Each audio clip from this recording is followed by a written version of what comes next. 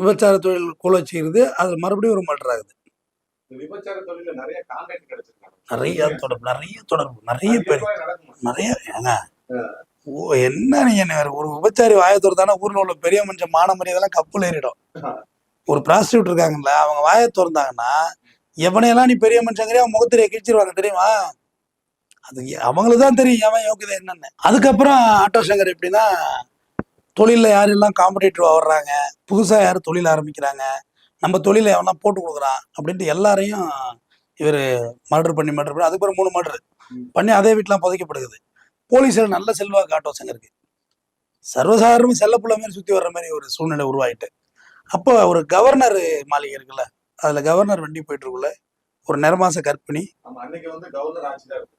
ஆமாம், நிறமாச கர்ப்பிணி இன்னொரு கை குழந்தையோட கவர்னர் வண்டிக்கு முன்னாடி போய் நின்று என்னாச்சுமான்னு கேட்டோன்னா, இது மாதிரி அவன் வீட்டுக்காரர் இது மாதிரி போனவரை காணோம், கடைசியாக அவர் வந்து ஆட்டோ சங்கரை தான் பார்க்க போகிறேன்னு சொல்லிட்டு போனார்.